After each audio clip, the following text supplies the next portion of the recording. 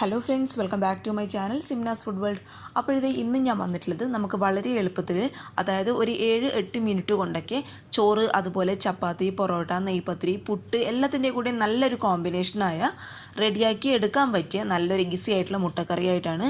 അപ്പോൾ എല്ലാവരും ഈ മുട്ടക്കറി ഇങ്ങനെ ഒന്ന് തയ്യാറാക്കി നോക്കുക. നല്ല ടേസ്റ്റുള്ള മുട്ടക്കറി കേട്ടോ. അതേസമയം ഇത് റെഡിയാക്കാനായിട്ട് വളരെ എളുപ്പമാണ്. അപ്പോൾ എല്ലാവരും ഒന്ന് ട്രൈ ചെയ്ത് നോക്കുക. ട്രൈ ചെയ്ത് നോക്കിയിട്ട് നിങ്ങളുടെ അഭിപ്രായങ്ങൾ നിങ്ങൾ താഴെ ഒന്ന് കമൻറ്റ് ബോക്സിൽ അറിയിക്കുക കേട്ടോ. അപ്പോൾ നമുക്ക് പെട്ടെന്ന് തന്നെ ഈ ഈസി ആയിട്ടുള്ള മുട്ടക്കറി എങ്ങനെ റെഡിയാക്കും നോക്കാം. ആദ്യം തന്നെ ഈ മുട്ടക്കറിക്ക് ആവശ്യമുള്ള പൊടികൾ നമുക്കൊന്ന് റോസ്റ്റ് ചെയ്ത് പൊടിച്ചെടുക്കണം. അതിനായിട്ട് ഞാനൊരു സ്റ്റൗവിൽ ഒരു പാന് വെച്ച് കൊടുത്തിട്ടുണ്ട്. പാൻ അത്യാവശ്യം ചൂടാകുന്ന സമയത്ത് 1 ടീസ്പൂണോളം പെരിഞ്ജീരകം എന്ന് പറയുന്നത് ഫെനൽ സീഡ്സ് കേട്ടോ, അത് 1 ടീസ്പൂൺ നമുക്ക് ഈ പാനിലോട്ട് ഇട്ട് കൊടുക്കാം. ഇനി ഞാനിതിലോട്ട് ചേർത്ത് കൊടുക്കാൻ പോകുന്നത് അതേ സെയിം ടീസ്പൂണിൽ ഒരു 1/4 ടീസ്പൂൺ സാധാരണ ജീരകം കേട്ടോ, ക്യുമിൻ സീഡ്സ്. അപ്പോൾ ഈ ക്യുമിൻ സീഡ്സിൻ്റെ അളവ് എന്ന് പറയുന്നത് ഒരിക്കലും കൂടി പോകാൻ പാടില്ല. 1 ടീസ്പൂൺ പെരിഞ്ജീരകത്തിന് 1/4 ടീസ്പൂൺ സാധാരണ ജീരകം മാത്രം മതിയാകും കേട്ടോ. അപ്പോഴത്തേക്ക് ഇത് നന്നായിട്ട് റോസ്റ്റായിട്ട് വന്നിട്ടുണ്ട്. ഇനി നമുക്കിത് ഒന്ന് ചൂടാറിക്കഴിഞ്ഞാൽ മിക്സിയുടെ ജാറിലിട്ട് നന്നായിട്ട് അങ്ങോട്ട് പൊടിച്ചെടുക്കാം.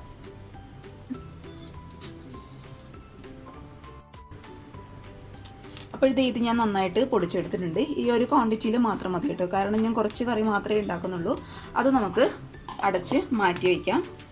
ഇനി സ്റ്റൗവിൽ മറ്റൊരു പാന് വെച്ച് കൊടുത്തതിന് ശേഷം അതിലോട്ട് വെളിച്ചെണ്ണ ഒഴിച്ചു കൊടുത്തിട്ടുണ്ട്. വെളിച്ചെണ്ണ ഒന്ന് ചൂടാവുന്ന സമയത്ത് ഒരു മീഡിയം സൈസുള്ള സവാള, 2 പച്ചമുളക്, കുറച്ച് കറിവേപ്പില, അത് നമുക്ക് പാനിലോട്ട് ഇട്ട് കൊടുക്കാം. ഇനി ഈ സവാള വാടാൻ ആവശ്യമായിട്ടുള്ള ഉപ്പ് ഇട്ട് കൊടുക്കുക ഈ ഒരു സമയത്ത്. പിന്നെ ഇതിൻ്റെ കൂടെ തന്നെ 1 ടീസ്പൂൺ നിറയെ ഇഞ്ചി വെളുത്തുള്ളി പേസ്റ്റ് ആണ് കേട്ടോ. പേസ്റ്റ് എന്ന് പറയുമ്പോൾ ഒരുപാട് അങ്ങ് പേസ്റ്റ് രൂപത്തിലല്ല, ജസ്റ്റ് ഒന്ന് ചതച്ചെടുത്തത്. അപ്പോൾ അതിൻ്റെ അളവ് എന്ന് പറയുമ്പോൾ ഒരു ചെറിയൊരു പീസ് ഇഞ്ചിയും 1 അല്ലി മാത്രം വെളുത്തുള്ളി. അപ്പോൾ നമുക്കിതിലോട്ട് ഒരു ഇൻഗ്രീഡിയൻ്റെയും ടേസ്റ്റ് അങ്ങ് മുന്നിട്ട് നിൽക്കാൻ പാടില്ല. എല്ലാം ഒരു തുല്യ അളവിൽ മാത്രം മതി കേട്ടോ, അപ്പോഴാണ് കറിയുടെ കറക്റ്റ് ടേസ്റ്റ് കിട്ടുന്നത് കേട്ടോ. ഇനി ഈ സവാളയുടെ കളറ് മാറുന്ന വരെ നന്നായിട്ട് അങ്ങോട്ട് വഴറ്റി കൊടുക്കുക. അതുപോലെ നമ്മൾ ചേർത്ത് ഇഞ്ചി വെളുത്തുള്ളി ചതച്ചെടുത്തതിൻ്റെയും ആ ഒരു പച്ച സ്മെല്ല് നന്നായിട്ട് അങ്ങോട്ട് മാറണം കേട്ടോ. അതുവരെ നമുക്ക് നന്നായിട്ട് അങ്ങോട്ട് വഴറ്റി കൊടുക്കാം.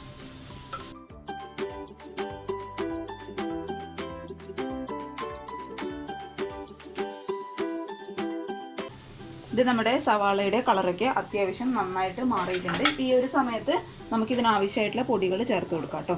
ഇപ്പോൾ ഇതേ ഞാനിവിടെ ചേർത്ത് കൊടുക്കാൻ പോകുന്നത് ഒരു 1/4 ടീസ്പൂൺ ഇല്ല കേട്ടോ, അതിലും കുറവ് മഞ്ഞൾപ്പൊടി. പിന്നെ പൊടികൾ ചേർക്കുമ്പോൾ എപ്പോഴും ശ്രദ്ധിക്കുക, തീ ലോ ഫ്ലെയിമിലോട്ട് മാറ്റുക. ആ പൊടികൾ വഴരാൻ ആവശ്യമായിട്ടുള്ള വെളിച്ചെണ്ണ ഇനിയും വേണമെന്ന് തോന്നുന്നുണ്ടെങ്കിൽ ഒഴിച്ചു കൊടുത്തോളൂ കേട്ടോ. ഞാൻ ഒഴിച്ചു കൊടുത്തിട്ടുണ്ട്.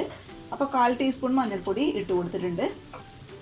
പിന്നെ ഇതേ ഒരു 3/4 ടീസ്പൂണോളം നല്ല മുളക് പൊടി, അതായത് എരിവുള്ള മുളക് പൊടി കേട്ടോ.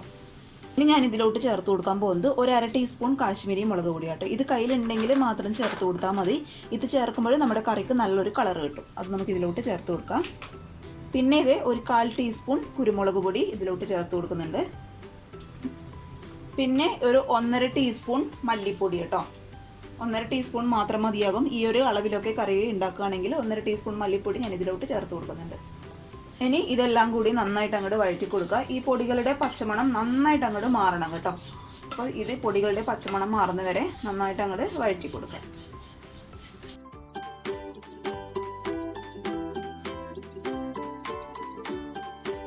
അപ്പോൾ പൊടികളുടെ പച്ചമണം അത്യാവശ്യം നന്നായിട്ട് മാറിയിട്ടുണ്ട്. ഇനി നമുക്ക് ഇതിലോട്ട് ചേർത്ത് കൊടുക്കാൻ പോകുന്നത് തക്കാളിയാണ്. അപ്പോൾ തക്കാളി ഞാനിവിടെ നന്നായിട്ട് പഴുത്ത ചെറിയ സൈസ് തക്കാളി കേട്ടോ, മിക്സിയിലിട്ട് നന്നായിട്ട് അടിച്ചെടുത്തതാണ്. അത് നമുക്ക് പൊടികളുടെ പച്ചമണം നന്നായിട്ട് മാറുന്ന സമയത്ത് ഇതിലോട്ട് ചേർത്ത് കൊടുക്കാം. എന്നിട്ട് ഈ പച്ച തക്കാളിയുടെ ആ ഒരു പച്ച സ്മെല്ല് നന്നായിട്ട് അങ്ങോട്ട് മാറണം. അതുവരെ നന്നായിട്ട് അങ്ങോട്ട് വഴറ്റി കൊടുക്കുക കേട്ടോ. ഞാനിവിടെ എടുത്തിട്ടുള്ള ചെറിയ സൈസ് തക്കാളിയാണ്, കാരണം ഞാൻ പറഞ്ഞില്ലേ ചെറിയ ക്വാണ്ടിറ്റിയിൽ മാത്രമേ കറി ഉണ്ടാക്കുന്നുള്ളൂ. അതുകൊണ്ട് ചെറിയ സൈസ് തക്കാളി മാത്രം മതിയാവും നമുക്ക് കേട്ടോ. അപ്പോൾ ഏറ്റവും നല്ലത് നന്നായിട്ട് പഴുത്ത തക്കാളി എടുക്കാനായിട്ട് നോക്കുക. അപ്പോൾ തക്കാളിയുടെ പച്ചമണം അവിടെ കിടന്ന് മാറുന്ന സമയം കൊണ്ട് നമുക്കിതിനാവശ്യമായിട്ടുള്ള നാളികേരം ഒന്ന് അരച്ചെടുക്കണം, അതായത് തേങ്ങ ഒന്ന് അരച്ചെടുക്കണം. അതിനായിട്ട് ഇതേ ഒരു 2.5 ടേബിൾ സ്പൂൺ തേങ്ങ ഞാൻ ഇതിലോട്ട് ചേർത്ത് കൊടുക്കുന്നുണ്ട്. ഇനി അതിൻ്റെ കൂടെ ഇട്ടരക്കാനായിട്ട് കുറച്ച് അണ്ടിപ്പരിപ്പ് കേട്ടോ. ഈ തേങ്ങയുടെ കൂടെ നമുക്ക് ഇട്ടരക്കാം. അങ്ങനെ അരക്കുമ്പോൾ നമ്മുടെ കറിക്ക് നല്ലൊരു തിക്ക് ഗ്രേവി ആയിട്ട് മാറും കേട്ടോ. അപ്പോൾ അത് കയ്യിലുണ്ടെങ്കിൽ ചേർത്ത് കൊടുക്കുക, അതില്ലെങ്കിലും കുഴപ്പമില്ല. പക്ഷെ അത് ചേർക്കുമ്പോൾ നമ്മുടെ കറിക്ക് ഒരു പ്രത്യേക ടേസ്റ്റ്, നല്ലൊരു കൊഴുപ്പോട് കൂടിയിട്ടുള്ള ഗ്രേവി ആയിരിക്കും. അപ്പോൾ ഇത് കുറച്ച് വെള്ളം ചേർത്ത് നന്നായിട്ട് അങ്ങോട്ട് അരച്ചെടുക്കുക. ഇത് നമ്മുടെ തക്കാളിയുടെ പച്ച സ്മെല്ലൊക്കെ ഏകദേശം നന്നായിട്ട് മാറിയിട്ടുണ്ട്. തക്കാളിയുടെ മണം നന്നായിട്ട് മാറണം കേട്ടോ, അല്ലെങ്കിൽ അതൊരു വല്ലാത്തൊരു ഫ്ലേവർ ആയിരിക്കും നമ്മുടെ കറിക്ക്. അപ്പോൾ നന്നായിട്ട് മാറാനായിട്ട് ശ്രദ്ധിക്കുക. ഇനി നമ്മൾ ഈ ഒരു സമയത്ത് നമ്മൾ നേരത്തെ പൊടിച്ച് വെച്ച പെരിഞ്ജീരകം അതുപോലെ ജീരകത്തിൻ്റെ പൊടി ഒരു ടീസ്പൂൺ നിറയെ ഈ ഒരു സമയത്ത് നമുക്ക് ചേർത്ത് കൊടുക്കാം. ഈ ഒരു സമയത്ത് മാത്രം ചേർത്ത് കൊടുത്താൽ മതി. നമ്മൾ പൊടികൾ ചേർക്കുമ്പോൾ ഈ പൊടി ചേർക്കാത്തതിൻ്റെ കാരണം ഓൾറെഡി നമ്മളിത് റോസ്റ്റ് ചെയ്തിട്ടാണ് പൊടിച്ചെടുത്തത്, അതുകൊണ്ടാണ് കേട്ടോ. അപ്പോൾ ഈ ഒരു സമയത്ത് മാത്രം ചേർത്ത് കൊടുത്താൽ മതിയാവും. എന്നിട്ട് ഇത് നന്നായിട്ട് അങ്ങോട്ട് വഴറ്റി കൊടുക്കുക.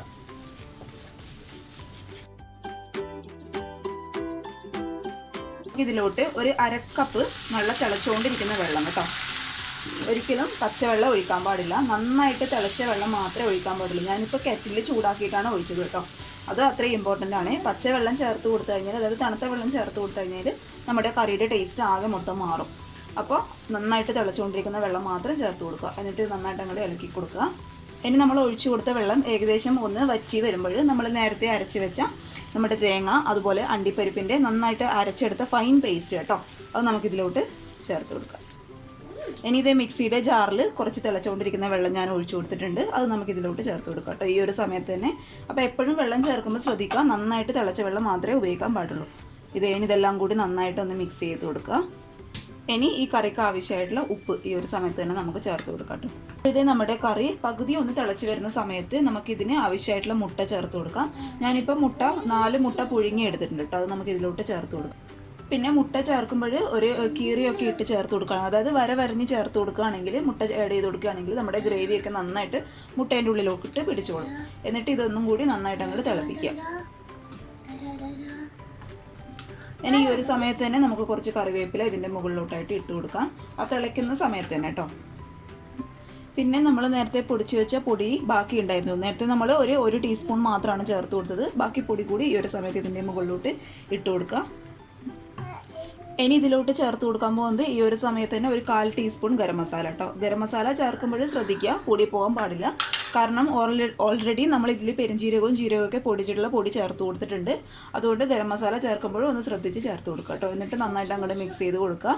ഇനി ഇതൊരു 5 മിനിറ്റ് തേങ്ങയുടെ ആ ഒരു പച്ച സ്മെല്ല് മാറുന്ന വരെ ഒരു 5 മിനിറ്റ് കേട്ടോ അടച്ച് വെച്ച് നന്നായിട്ട് അങ്ങോട്ട് തിളപ്പിച്ചെടുക്കുക. ഇപ്പോൾ മുട്ടയിലൊക്കെ ഗ്രേവി ഇങ്ങനെ നന്നായിട്ട് ആക്കി കൊടുക്കുകയാണെങ്കിൽ പെട്ടെന്ന് ഗ്രേവി മുട്ടയിലോട്ട് അങ്ങോട്ട് പിടിച്ചോളും. ഇത് നമ്മുടെ കറിയൊക്കെ നന്നായിട്ട് തിളച്ച് വന്നിട്ടുണ്ട് കണ്ടോ, നല്ലൊരു തിക്ക് ഗ്രേവിയാണ് കേട്ടോ. കണ്ടോ, നല്ല തിക്ക് ഗ്രേവി ആയിട്ടുള്ള കറിയായിട്ട് വന്നിട്ടുണ്ട്. അതങ്ങനെ വരാനുള്ള കാരണം അണ്ടിപ്പരിപ്പ് നമ്മൾ തേങ്ങയിലിട്ട് അരച്ച് ചേർത്തതുണ്ട് കേട്ടോ. അപ്പോൾ ഇത് മതി, ഒരുപാടിട്ട് അങ്ങ് തിളപ്പിക്കണ്ട. ഏകദേശം തേങ്ങയുടെ ആ ഒരു പച്ച സ്മെല്ല് മാറുന്നത് വരെ ഇട്ട് തിളപ്പിച്ചാൽ മതി കേട്ടോ.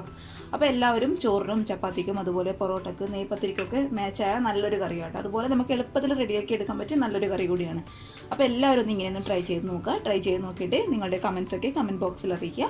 അതുപോലെ ചാനലിൻ്റെ വീഡിയോസൊക്കെ ആദ്യമായിട്ട് കാണുന്നവരാണെങ്കിൽ പ്ലീസ് ഒന്ന് സബ്സ്ക്രൈബ് ചെയ്യുക കേട്ടോ.